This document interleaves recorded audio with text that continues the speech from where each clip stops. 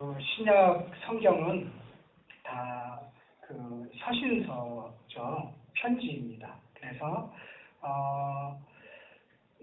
한편으로는 좀 그 상황을 모르면 이해할 수 없는 기도 하지만 그 상황을 알고 있으면 서신서처럼 편지처럼 어렵지 않은 것이 바로 신약 성경인데요. 사실은 공간복음이 더 어렵지 이런 서신서들은 그렇게 어렵지 않다. 왜 그러냐면 편지니까요.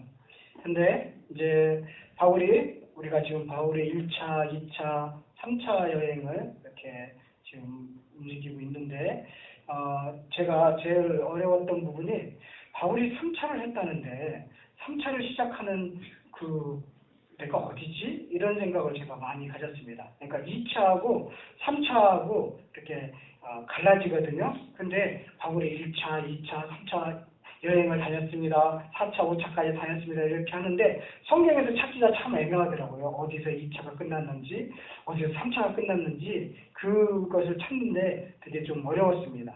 자, 2차가 어디서 끝나느냐면 18장 22절에서 끝납니다. 18장 22절.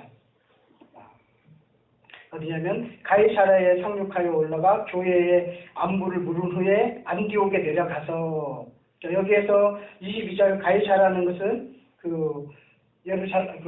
이스라엘의 항구 도시 서쪽에 있는 항구 도시이고, 그리고 여기서 교회라는 것은 예루살렘 교회이고요. 그 다음에 예루살렘 교회 가서 그러면 성경 보고를 하고, 그 다음에 자기가 처음부터 파송했던 안디옥 교회에 가서 성경 보고를 했구나 라는 것이 이제 나와 있는데요. 이제 됐습니다. 자, 그런 다음에 23절이 바로 3차 선교여행의 시작입니다. 얼마 있다가, 그러니까 여기서 얼마 있다가는 어디에서 얼마 있었을까요? 안디옥 교회에서 얼마 있었던 거죠. 얼마 있다가 떠났습니다. 다시 3차 선교여행을 떠났습니다. 떠나서 여기 갈라디아, 이쪽 갈라디아, 여기 또 부르기아를 돌아서 에베소로 가는, 이게 3차 여행의 시작이 이제 가는 그 과정을 이야기하고 있습니다. 자, 보도록 하겠습니다. 자, 다소를 거쳐서 더베 한꺼번에 가네요. 이렇게 많이 가면 안 되는데. 빨리 가는데요. 예. 여기까지 왔다라는 것을 보시고요. 그 다음에 에베소에 도착을 했습니다. 다시 본문으로 돌아가도록 하겠습니다. 에베소에 도착을 해서 19장 10절에 보면 2해 동안 이같이 하니 아시아에 사는 자들은 유대인이나 헬라인이나 다 주의 말씀을 듣더라. 실질적으로는 3년 동안 에베소에서 목회를 하고 있습니다. 3년 동안 에베소에서 목회를 하는데, 자, 여기서 목회를 하면서 무슨 일이 생기느냐면 에베소에서는 열심히 목회를 했습니다. 그런데 여기에 2차 선교여행 때 전도를 했던 고린도 교회가 늘 문제를 일으키기 시작했습니다. 문제를 일으켜서 이 교회의 문제를 가지고 이제 에베소에서 편지를 쓰는 내용들이, 자, 2년 드란노 서원에서 말씀을 가르치면서 또 한편으로는 무슨 일을 했냐면 고린도 교회를 돌보는 일을 한 것입니다. 편지로. 그래서 고린도 교인들도 에베소에 와서 그 사정들을 이야기하고, 그리고 그래서 다시 편지를 쓰고, 사실은 우리는 고린도 전후서만 2편의 편지만 있다라고 하는데 보통 볼 때 3편, 4편 정도 있었을 거라는 것이 학자들이 얘기합니다. 그리고 눈물로 쓴 편지도 있고, 그것처럼 고린도 교회가 심각한 문제를 일으켰다라는 것을 이 에베소에서 지금 바울이 편지를 쓰고 있다. 그러니까 여기 2해 동안이라는 곳에 이렇게 쭉 빼서요, 고린도 전서 기록, 이렇게 성경책에다 기록을 해놓으면 나중에 여기까지 읽으신 다음에 어디로 가셔야 되냐면 고린도 전서를 읽으셔야 돼요. 그래야 그 분위기를 알 수 있습니다. 지금 바울이 에베소에서 고린도 전서를 쓰고 있구나. 자, 그러면 오늘은 19장 20절까지만 잠깐 보고 그 다음에 고린도 전서를 보도록 하겠습니다. 그러니까 편지 내용들을 쭉 살펴보도록 할 겁니다. 19장 11절에 보면 하나님이 바울의 손으로 놀라운 능력을 행하게 하시니 심지어 사람들이요 그러니까 잘 보셔요. 바울이요 어떤 치유 역사를 하려고 일부러는 하지 않았습니다. 바울이 전한 건 뭐죠? 하나님의 나라예요. 말씀을 가르쳤어요. 도란노 서원에서 말씀 열심히 가르치고 하나님의 나라에 대해서 전했습니다. 예수 그리스도에 대해서 전했다는 거예요. 자, 그랬더니요 부수적으로 따라가는 게 있습니다. 그 말씀이 이건 맞아 라는 것을 하나님께서 보여주시기 위해서 치유 역사가 일어나는 것입니다. 일부러 치유를 하려고 막 덤벼든 게 아니라 이 말씀이 사실이야 라는 것을 가르쳐주기 위해서 치유 역사가 있는 것입니다. 이것은 선물인 거예요. 그러니까 여러분들 누구 막 능력 있는 뭐 목사님이야 능력 있어 그분한테 안수 받으면 다나 사실은 그렇게 쫓아갈 게 아닙니다. 말씀을 여러분들 말씀에 따라서 말씀 읽고 그러면 병을 준 것도 하나님의 은혜고 병을 낫게 하는 것도 하나님의 은혜인 거예요. 그분에 가서 기도받는다 해서 낫는 게 아니에요. 그건 일반 무당이랑 똑같습니다.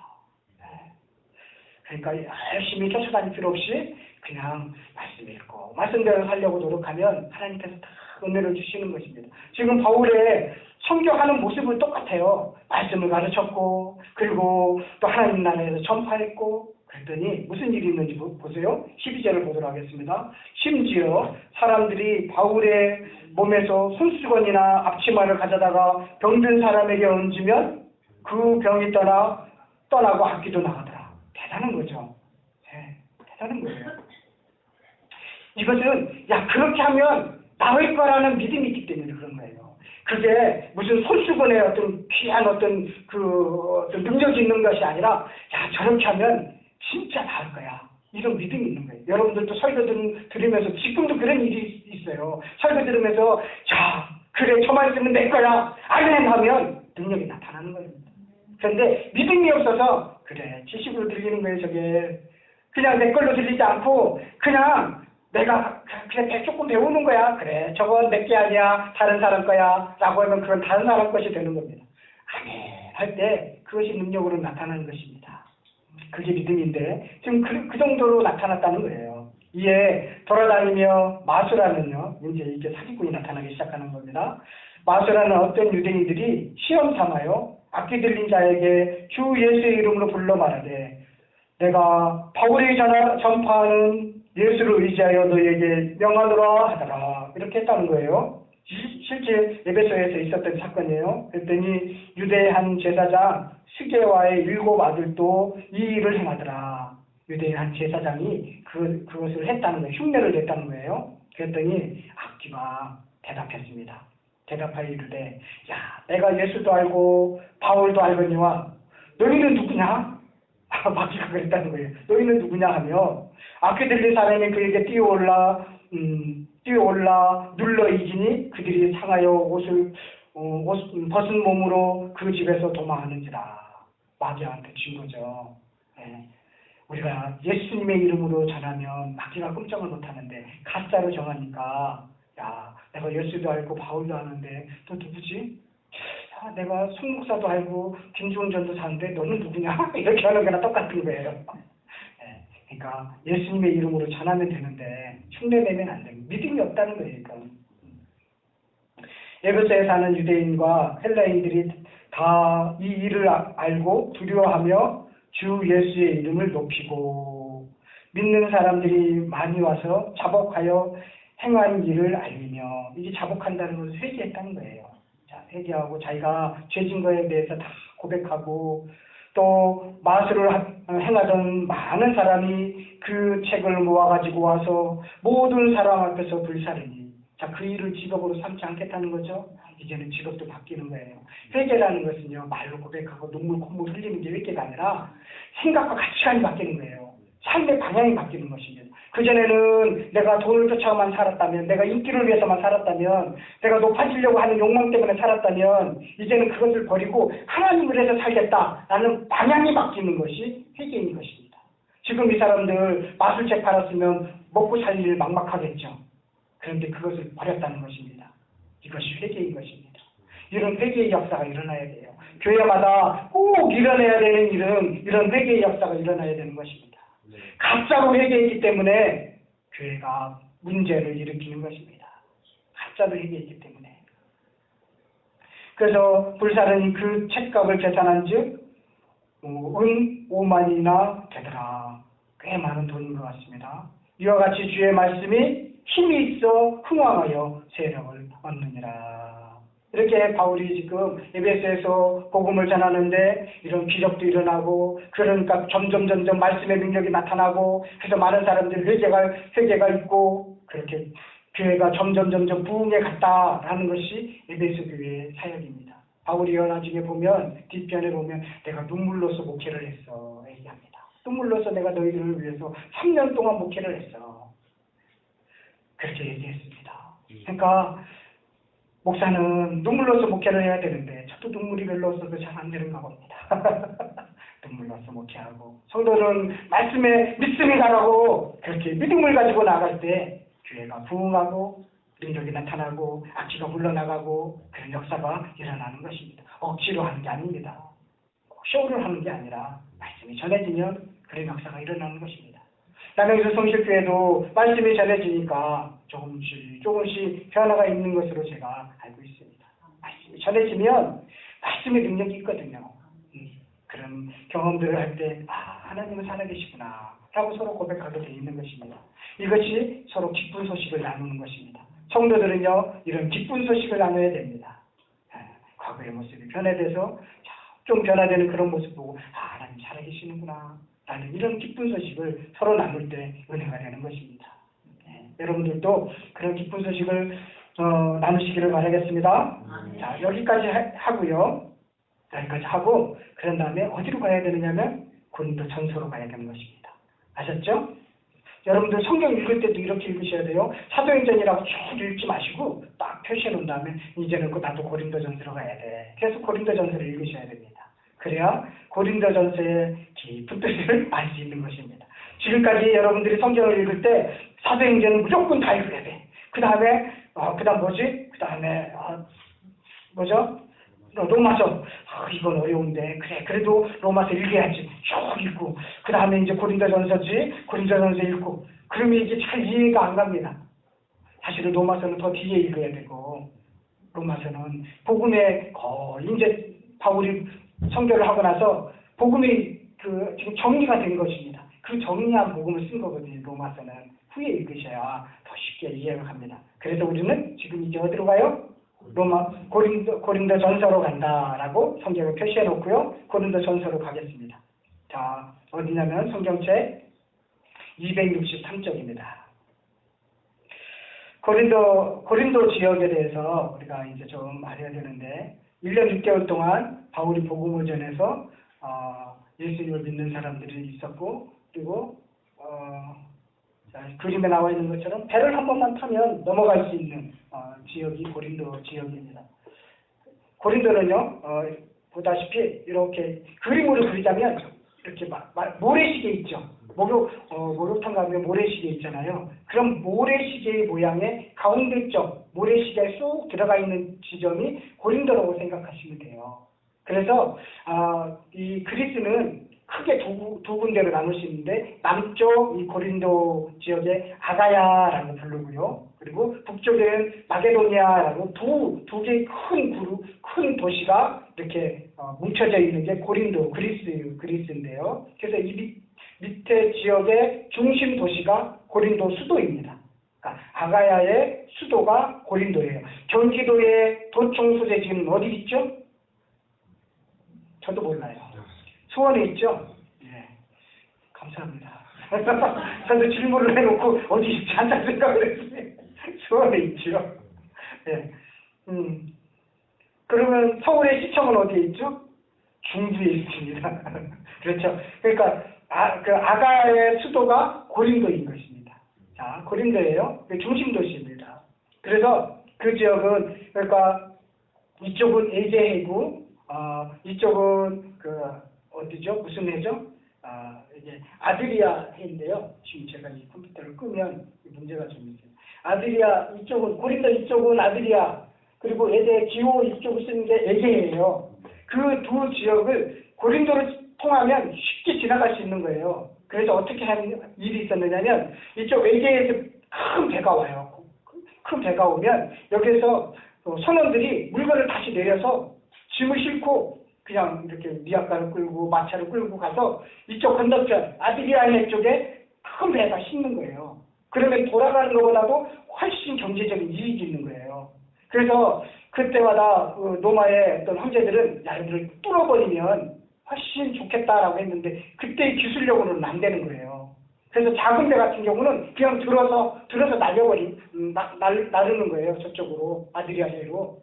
그러다 보니까 여기는 항구 도시이고 경제적으로 풍성하고 또 교통의 요충지이니까 아주 사람들이 많겠죠. 항구 도시는요 개방적이에요. 개방적이에요. 그리고 도덕적으로 좀 문란해요. 제가 항구 도시 비슷하게 살았잖아요. 바닷가에 살았잖아요. 문란합니다. 조금 항구가 있는데, 예, 부산도 문란하죠. 인천도 좀 문란해요. 항구 도시는 늘 문란해요. 그리고 돈이 이렇게 많이 돈이 오고 가기 때문에 늘 그렇게 창녀촌들이 있었어요. 우리 대천에도 그런 동네가 있었거든요. 부산에도 있고 인천에도 있어요. 제가 너무 노골적으로 얘기하는 것 같은데 지금 이 고린도에도 그런 그 환경을 갖고 있다라는 거예요. 거기는 아프로디테라는 신전을 뒀는데 그 신전에 창녀가 1000명 있는 거예요. 그래서 남자들이 이런 성적인 것들을 충족시키기 위해서 제사를 지낸다고 하면서 짐승을 잡아서 제물을 드려요. 그리고 제사를 지내고 나서 특별하게 신을 위해서 거룩하게 구별되어 있는 여기 창녀들과 함께 섹스를 하고 그리고 내려오는 거예요. 그러다 보니까 남자들이 너무 많이 가서 고기가 이제 그 안에서 해결해야 되는데 해결할 수가 없는 거예요. 그래서 그 고기가 고린도 시내 시장으로 들어오는 거예요. 그래서 고기 먹는 문제가 심각하게 대두가 된 거예요. 이 얘기 하려고 그랬던 거예요. 그러니까 문란한 그런 도시였다라는 것이에요. 그리고 장사를 하다 보니까 돈도 많이 있고 또 개방적이다 보니까 새로운 학문이나 새로운 신앙에 대해서 쉽게 받아들이는 그런 것도 있어요. 그래서 나름대로 고린도에서 복음이 전파되는데 좀 유리한 점들이 있었다라는 것이 고린도의 환경입니다. 그랬더니요, 이 사람들이 예수는 믿었는데 옛날 습관을 갖고 있는 거예요. 옛날 습관을 가지고 교회 안으로 들어온 거예요. 그러니까 교회가 어떻게 되겠어요? 문제가 되겠죠. 고린도 교회처럼 정말로 문제가 많은 교회는 좀 많지 않을 거예요. 지금도 그러니까 그때나 지금이나 별반 차이가 없구나라는 생각이 드는데요. 고린도 교회의 문제는 한 11가지 정도가 문제가 있다라는 것을 우리는 알 수 있습니다. 오늘은 고린도의 좀 개론을 좀 제가 설명을 하고 왜 고린도 전서가 중요하냐면 요즘 시대에 참 중요합니다. 지금 교회마다 문제가 없는 교회가 없죠. 그 문제를 어떻게 해결할 것이냐가 중요하거든요. 다 문제가 있는데 고린도 전서는 그렇게 해결하는 방법들을 우리에게 알려주기 때문에 그렇습니다. 참 중요한 성경인데 그래서 보면 제일 크게 대두된 문제는 분파 문제였습니다. 나는 아볼로파, 나는 개별파, 나는 바울파, 나는 그리스도파다, 이렇게 파가 생겼습니다. 여러분, 아이들은 나 누구 좋아 표현하죠. 그러니까 유치할수록 파들을 만드는 거예요. 성숙한 사람들은 파를 만들지 않아요. 그러니까 지금 고린도 교회가 파를 만들었다는 것은 유치하다는 거예요. 신앙적으로 어린아이와 같다는 거예요. 그렇다고 해서 무슨 개바가 아니면 내가 무슨 당을 만들어서 나를 따르라 이렇게 한 것도 아니에요. 지도자들끼리는 문제가 없어요. 그렇죠? 지금 우리나라 야당이든 여당이든 무슨 누구든 이렇게 자기 중심으로 이렇게 팔을 만든 게 아니라 여기는 지도자들은 관계없는데 지금 성도들끼리 나는 누가 좋아 하는 그런 게 생겼다는 것입니다. 그런데 이것도요, 이 당시 고린도에 이런 학문 좀 한다라고 하는 사람들은 팔을 만들었습니다. 나는 누구 학자의 파다. 나는 누구 학자의 파다. 이런 것들이 자연스러운 현상이었습니다. 그런데 그것이 교회 안으로 들어온 거예요. 그래서 만들어지는 겁니다. 두 번째로는 어떤 문제가 있느냐면 페르나가 있었습니다. 이 엄청난 놈인데 아버지의 계모를 데리고 사는 거예요.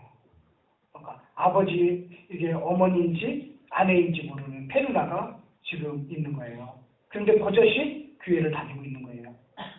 그러니까 바울이 그런 놈 쫓아내버려야 된다. 세상법에도 안 되는 애를 어떻게 데리고 있을 수 있느냐. 그런 페르나의 문제가 있었던 거예요.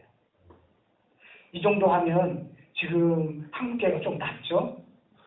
아닌가요? 잘 모르겠습니다. 네. 그런 페르나가 있었고요. 그리고 또 송사 문제. 툭 하면 성도들끼리 고발하는 거예요. 뭐 사회법정에 가서 고발을 하는 거죠. 지금도 고발을 많이 하잖아요. 사회법정 가서 고발하는 송사의 문제를 어떻게 할 것인가.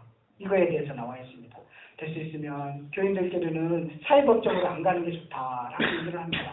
그 목사님들이 그런 일 때문에 사회법정 가신 목사님들 하는 얘기가, 야, 그래도 내가 그 어느 목사인데 그 새까만 검사 앞에서 예의하는데 참 미치겠습니다. 그런 얘기를 하더라고요.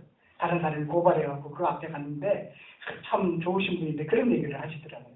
그러니까 교회 안에서는 그런 교회 안에서 해결해야 되는, 교회가 더 높은 법을 갖고 있는데 어떻게 더 낮은 사회법으로 갈 수 있겠느냐, 이런 얘기들을 좀 하고 있는 송사 문제. 그리고 결혼 문제. 예, 오늘 결혼 문제는 잘 들으시기를 바라겠습니다.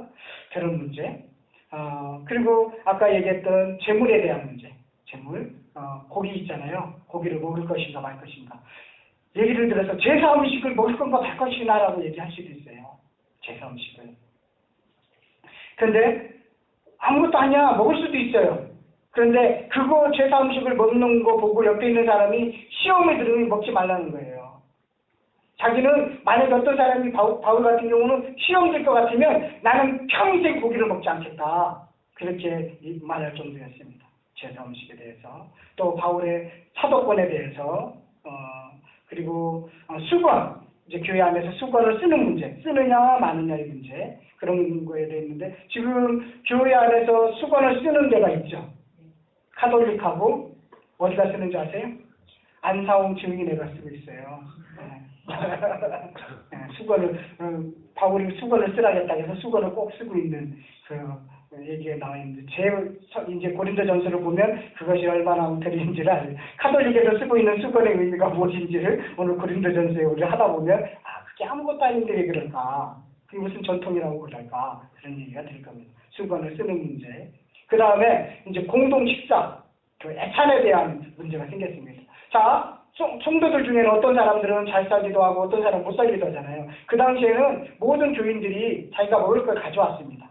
그러니까 많이 가져온 사람이 있고 잘 사는 사람들은 좀 많이 가져오고 못 사는 사람들은 조금 가져올 거 아니에요. 근데 이 많이 가져온 사람들이 여기 가져와서 생색을 내는 거예요. 그래서 내가 가져왔으니까 뭐 우리 좀 먹읍시다. 이러면서 좀 잘 사는 분들끼리 많이 먹는 거예요. 그러다 보니까 못 사는 사람들은 결국 못 먹는 거죠. 이것은 성찬이 아니라 애찬이에요. 예배를 끝나고 밥을 먹는 그런 애찬이었는데 그런 불평등이 나타나기 시작한 거예요. 그러면서 바울은, 야, 너희들 밥 못 먹어서 고기 와서 먹겠다고 그러니 집에 가서 밥을 먹어. 차라리 거기서는 좀 나눠 먹어라. 그런 이야기들이 되어 있어요. 교회 안에서도 이런 문제를 조금 더 확대하자면 내가 조금 부자인데 생색내지 말라는 뜻이에요. 그런 것으로 해석할 수 있습니다. 그 다음에 은사 문제 있죠.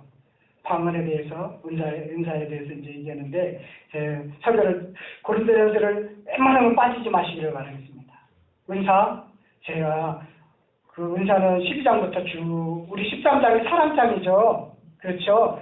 방언은 뭐 사랑장인데, 고린도전서는 사랑장 때문에 되게 유명한데, 사실은 12장부터 14장까지가 다 뭐냐면 은사에 대한 말씀이에요.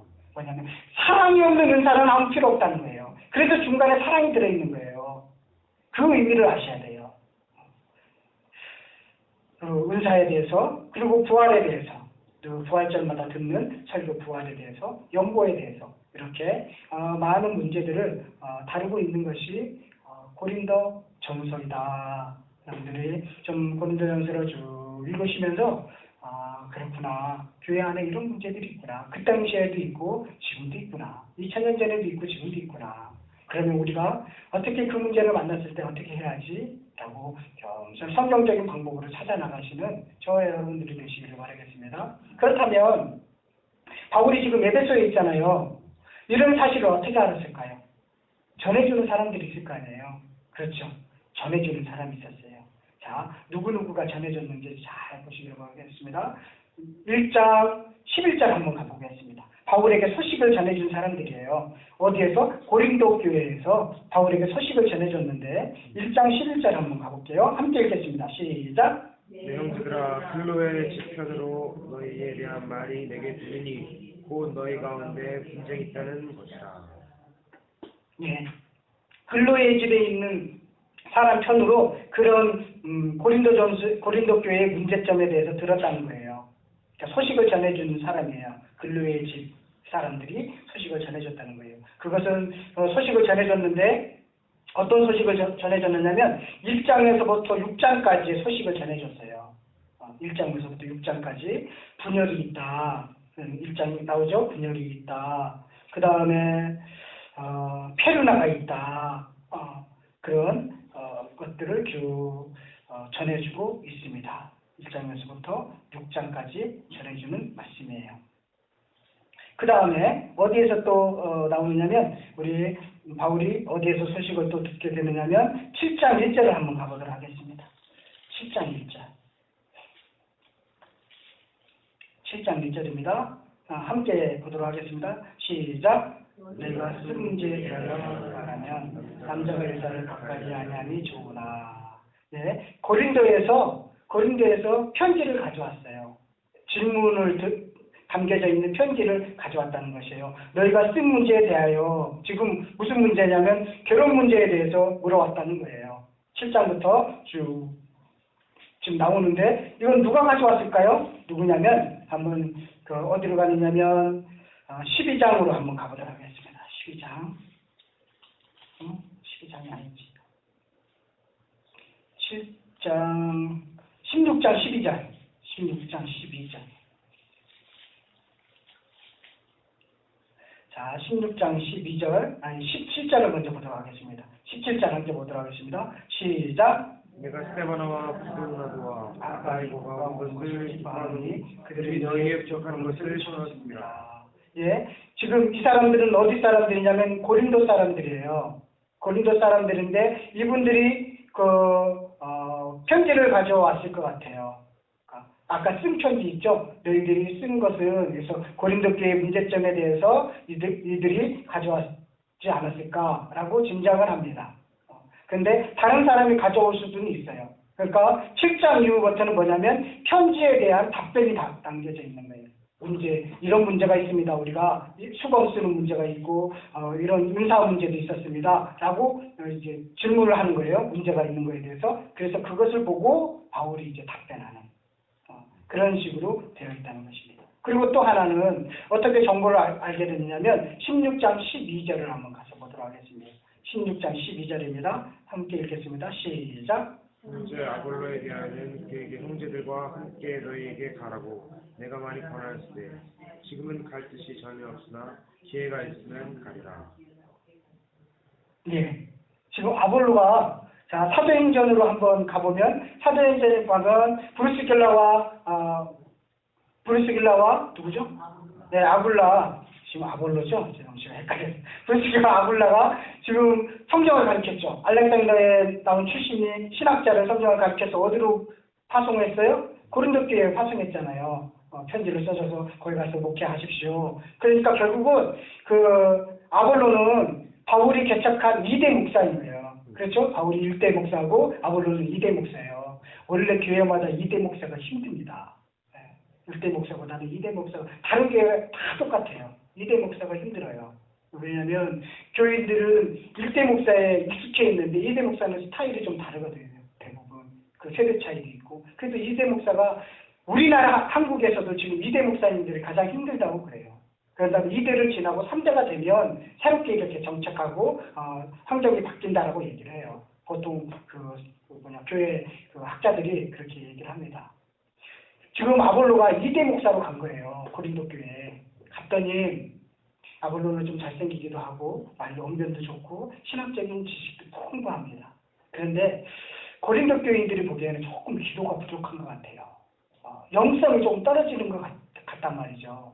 그러니까 자꾸 설교하는 중에도 아볼로가 설교하면 저 목사님은 영성이 떨어져 하면서 막 자기들끼리 뒤에 쪽에 앉아서 막 방언기도 하고 막 이런 일이 있는 거예요. 그러니까 아볼로가 얼마나 힘들겠어요, 목회하기가. 말도 제대로 아니고. 자기 성도들이 볼 때는 아볼로가 영성이 너무 떨어져서 자기들이 볼 때는 문제가 있는 것처럼 보이거든요. 근데 전혀 그렇지도 않고 말씀을 제대로 가르치고 있음에도 불구하고 그들이 받아들이지 않는 거예요. 영적 교만, 이것이 얼마나 위험한지를 고린도 교회에서 알려주고 있습니다. 영적 교만. 여러분, 쉽게 영적 교만에 빠질 수 있습니다. 그런데요, 바울이 자기가 삼층천을 갔다 왔다고 그랬잖아요. 다곤을 갔다 왔단 말이죠. 그러면 그 정도 되면 영적 교만 빠질 수 있죠. 그런데 자기는 더 이상 얘기하지 않겠다. 그것은 뭐냐면 자기가 영적 교만에 빠질 수 있기 때문에 그런 거예요. 자랑하지 않는 거예요. 우리는 툭하면 신앙생활하면서 내가 뭐 했다 이런 자랑 많이 하잖아요. 그것이요, 자칫 잘못하면 영적 교만으로 빠질 수 있는 거예요. 바울이 낙원을 보고 왔어요. 그럼에도 불구하고 우리 같으면 낙원 보고 왔으면 간증 집회 엄청 나가겠죠. 네, 엄청 나가겠죠. 우리 총회당했던 어떤 우리 교당 목사님이 자기가 지옥 갔다 왔다고, 누구는 갔는데 누구 있더라 없더라 그런 얘기하면서 지금 부흥 강사가 엄청나게 은퇴했는데도 여기저기 불려다니고 있어요. 제가 볼 때는 약간 좀 그런데 방송 나갈까 봐 못하겠습니다.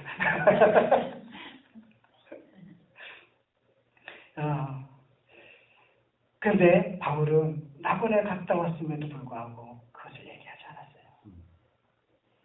그래서 영적 교만이라는 것은요, 조금 내가 뭘 경험했다, 내가 조금 뭘 봤다, 그걸 자꾸 내세우면 말씀이 안 들어갑니다. 말씀이 안 들어가요. 판단하게 됩니다. 지금 고린도 교회는 그렇게 됐다는 거예요. 그러니까 아볼로가 목회를 하다가 도저히 목회를 못하겠는 거예요. 그래서 그냥 예배소로 와버렸어요. 목회 못하겠다고. 그래서 왔어요. 그런데 이 아까 16절에 읽었던 세 분 있죠. 그분들이 아볼로 데리러 온 거예요. 모시러 온 거예요. 그래서 이대 목사님, 아볼로 목사님, 가서 우리 다시 목회 시작합시다. 이렇게 파송했겠죠, 고린도 교회에서. 그래서 좀 오락했더니 아볼로가 뭐냐면 갈 마음이 없다고 그러는 거예요. 갈 마음이 없다, 나. 갈 마음이 없다라고 얘기한다. 언제 조금 마음이 편해지면 가겠다라고 얘기한다. 그 얘기를 쓰고 있어요. 자, 바울 솔직하죠. 고린도전서 무슨 마음인지 알겠죠. 이런 게 편지예요. 솔직하게 오가는 내용이 편지인데, 지금 그렇게 해서 아볼로로부터 고린도 교회 문제 들었고, 또 글로의 그 지편에서 그 소식을 들었고, 또 3명은 그 사람들에 의해서 소식을 듣게 된 거예요. 편지를 보면서. 그래서 고린도 교회가 심각한 문제가 있구나 라고 하면서 이제 종합적으로 해서 쓴 편지가 고린도전서이다. 아시겠죠? 네. 고린도전서는 이런 내용들입니다. 여러분, 우리가 고린도전서를 이제 쭉 다음 주부터 읽을 텐데 보시면서 꼭 기억해야 될 것은 우리도 자유롭지 못하다는 것입니다. 우리도 조금만 깨어있지 못하면 고린도 교회보다도 더 타락할 수 있다는 것을 기억하시면서 보시기를 바라겠습니다. 그래서 은혜 받으시기를 바라겠습니다. 말씀에 자기를 늘 비춰보지 않으면요, 누구든지 타락합니다. 누구든지 타락합니다. 그래서 우리가 두렵고 떨리는 마음으로 가는 것이에요. 바울이요, 그 영성 깊은 바울이 자기가 그 길을 걸어가는데 두렵고 떨리는 마음으로 걸어간대요. 그런데 우리는 그런 두렵고 떨리는 마음이 없죠. 나 정도는 그래도 괜찮지 않나, 이런 마음 가지고 신앙생활 하지 않습니까? 여러분이나 저나 늘 그 자리에서 벗어날까봐 두렵고 떨리는 마음으로 그렇게 신앙생활 하셔야 되는 것입니다. 네. 베드로도 그랬잖아요. 순자는 넘어질까 두려워하는 게 있잖아요. 그게 우리들에게 말씀을 통하는 것입니다. 나는 믿음이 있어 라고 할 때 넘어지기 쉽습니다. 오늘 고린도전서를 보시면서 우리가 그런 하나님의 깊은 뜻을 깨닫는 그런 저와 여러분들이 되시기를 간절히 바라겠습니다. 네. 오늘 이 시간에 함께 기도했으면 좋겠습니다.